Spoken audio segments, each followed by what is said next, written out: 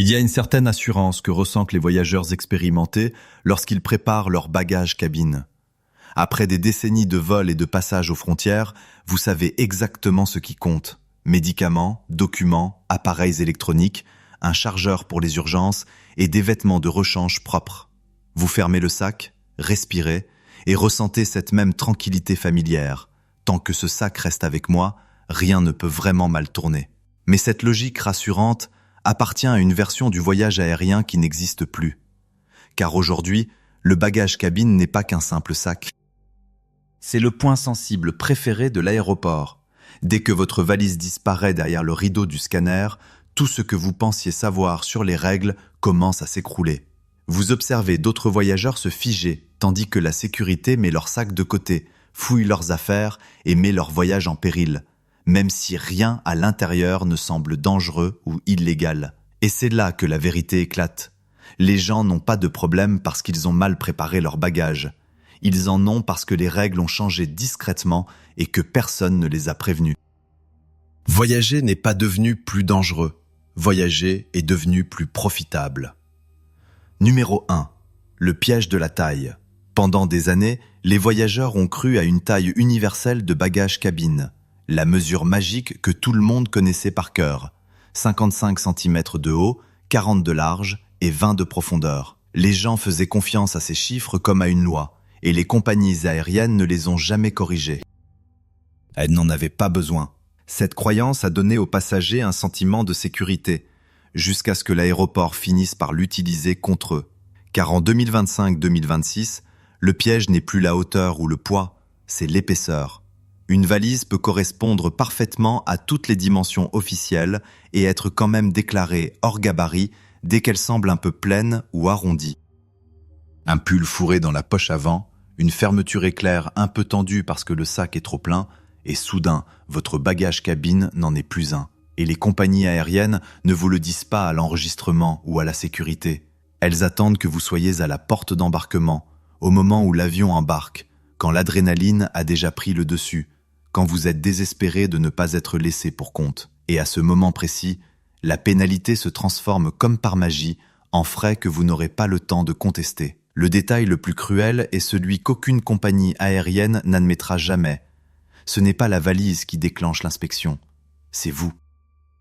Un soulèvement prudent à cause d'une douleur à l'épaule, un ajustement lent dû à l'âge, un moment d'incertitude en plaçant le sac sur le tapis, ces minuscules signaux deviennent des invitations. Pour l'aéroport, lent signifie lourd. Lourd signifie non conforme.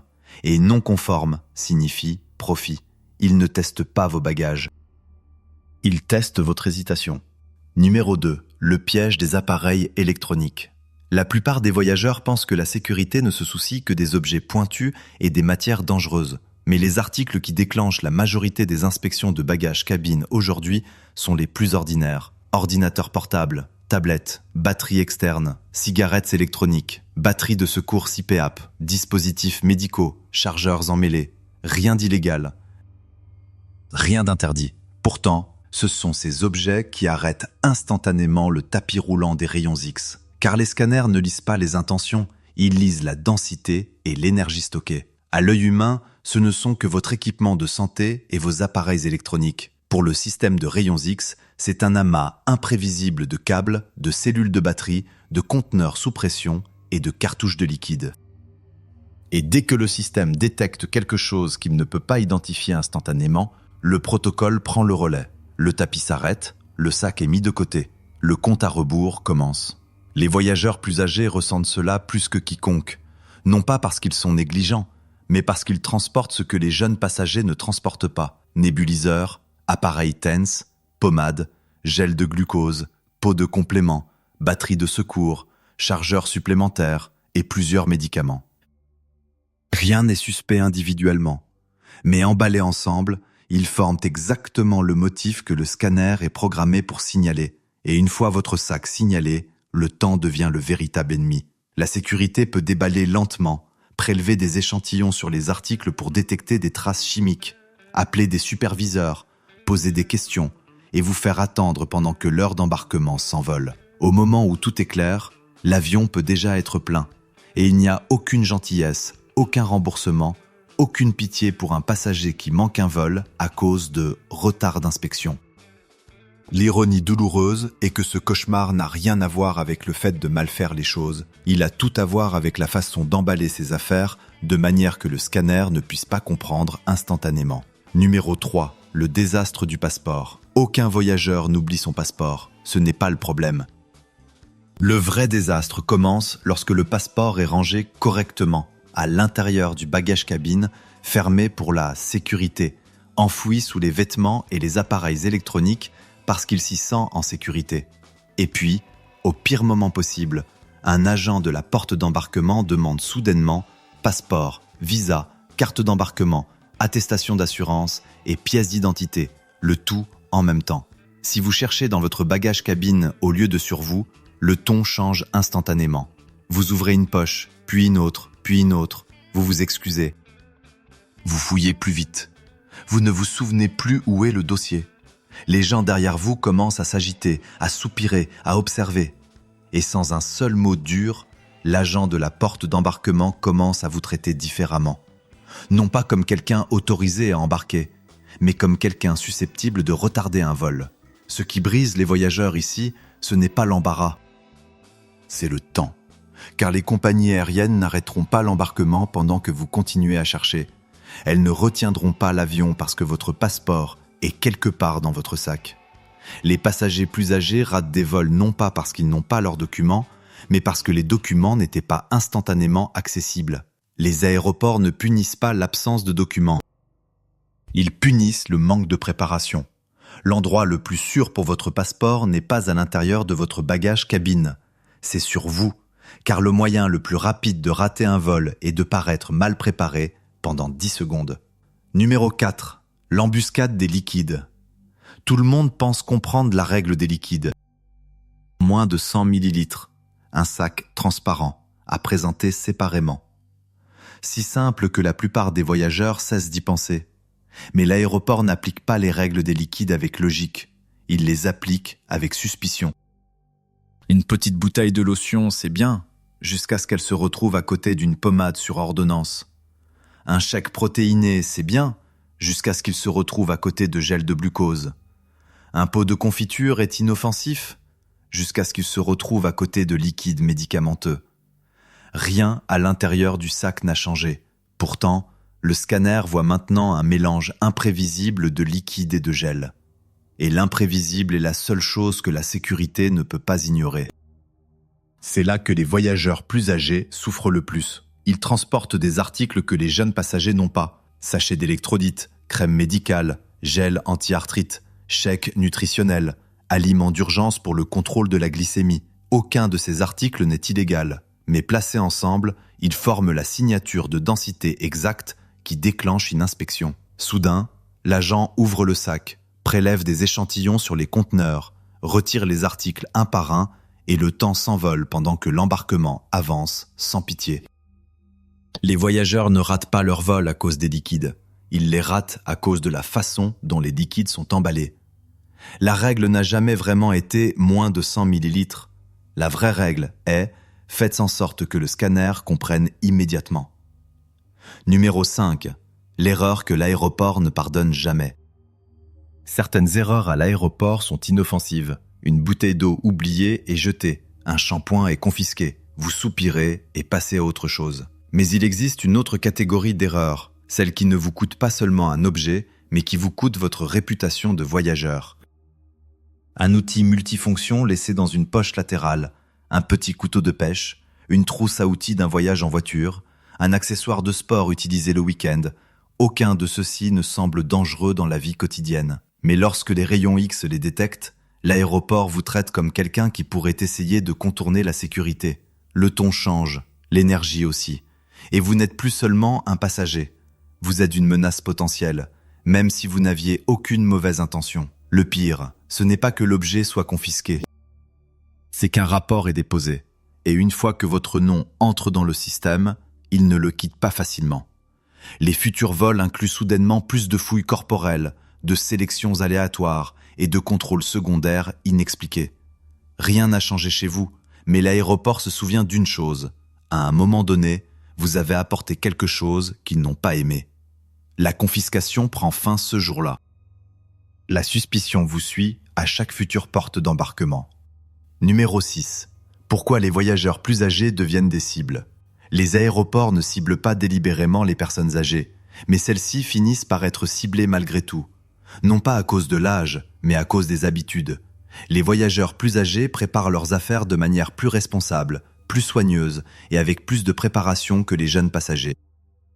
Médicaments, compléments, pommades, couches de vêtements supplémentaires, chaussures confortables, chargeurs de secours, collations d'urgence.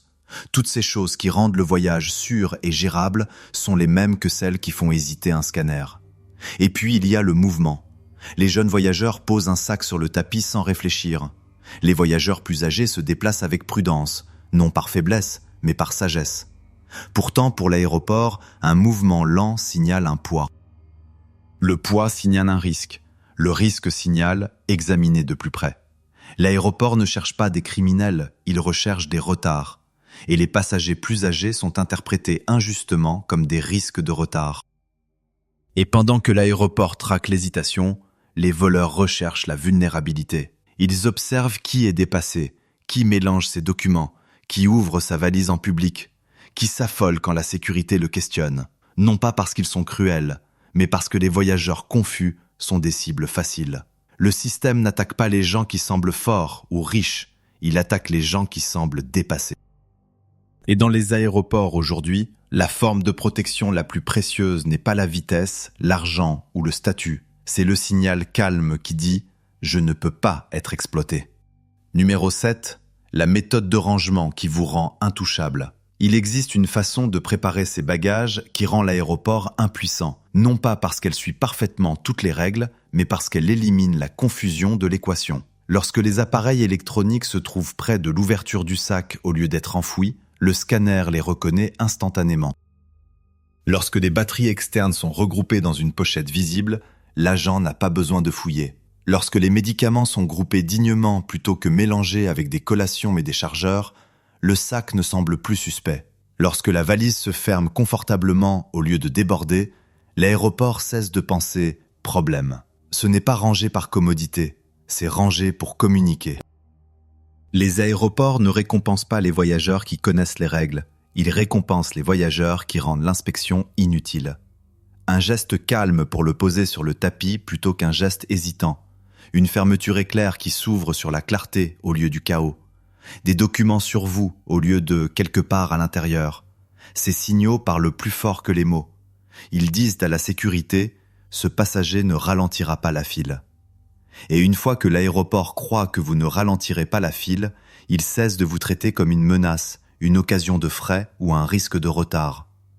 Vous n'êtes pas invisible, vous êtes intouchable. Tout est toujours scanné, mais rien n'est remis en question. Vous ne rangez pas pour faire rentrer plus d'affaires, vous rangez pour que personne ne ressente le besoin d'interférer. Numéro 8. Comment tout change. Il y a un moment très précis où vous réalisez que l'aéroport a cessé de travailler contre vous. Ce n'est pas lorsque vous atteignez votre siège, et ce n'est pas lorsque l'avion décolle. C'est bien plus tôt, au moment où vous entrez dans la file de sécurité et que vous ne ressentez absolument rien. Aucune anxiété concernant les liquides, aucune peur des appareils électroniques, aucune panique concernant les documents, aucune appréhension d'être arrêté. Vous vous déplacez avec calme, non pas parce que les aéroports sont devenus plus faciles, mais parce que vous avez cessé de leur donner quoi que ce soit à remettre en question. Vous placez votre sac sur le tapis sans hésitation. Vous l'ouvrez avec intention plutôt qu'avec confusion. L'écran des rayons X affiche un motif organisé au lieu d'un mystère chaotique. L'agent de sécurité voit de la clarté au lieu du risque. Le personnel de la porte d'embarquement voit de la confiance au lieu du doute. Et quelque chose de remarquable se produit. Tout le monde vous laisse simplement passer. Aucun sac n'est pesé, aucun document n'est demandé 2 fois, aucun médicament n'est déballé et échantillonné. Personne ne vous ralentit. L'aéroport n'est pas devenu plus aimable. Il a simplement réalisé que vous ne valiez pas la peine d'être défié. Et cela change tout. Vous arrivez à votre siège avec de l'énergie plutôt que de l'épuisement. Vous vous sentez en contrôle au lieu d'être vaincu. Vous regardez autour de vous et peut-être pour la première fois depuis longtemps, vous vous souvenez que voyager est censé être excitant, pas humiliant. Vous n'avez pas eu de chance. Vous êtes devenu futé. Les aéroports ne deviennent pas plus faciles. Les compagnies aériennes ne deviennent pas plus honnêtes. Les frais, les inspections et les changements de règles continueront de se durcir à l'approche de 2026. Et les voyageurs qui s'accrochent à l'idée du voyage aérien d'autrefois seront ceux qui perdront de l'argent, des objets et des vols. Mais les voyageurs qui comprennent comment les aéroports pensent les traverseront sans encombre. Ce que vous avez appris ici n'est pas une liste de contrôle, c'est une protection. Vous savez maintenant pourquoi les bagages cabines sont signalés, pourquoi les voyageurs plus âgés sont ciblés spécifiquement, pourquoi les appareils électroniques et les liquides causent le chaos, pourquoi les documents doivent être sur vous, et pourquoi le rangement est vraiment une question de communication, pas de stockage. Vous avez appris comment faire en sorte que le scanner comprenne votre sac instantanément, comment éviter de devenir une cible de frais à la porte d'embarquement, et comment traverser les aéroports sans donner à quiconque une raison d'interférer avec vous. Vous n'avez pas besoin d'embarquement prioritaire ou de statut élite pour voyager en douceur.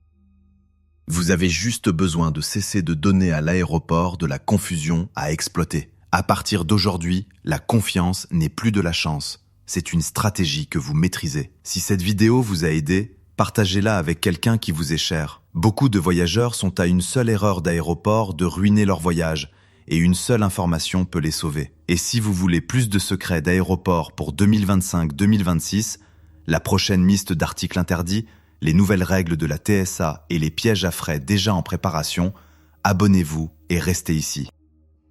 Nous ne vous aidons pas seulement à survivre aux aéroports, nous vous aidons à les vaincre.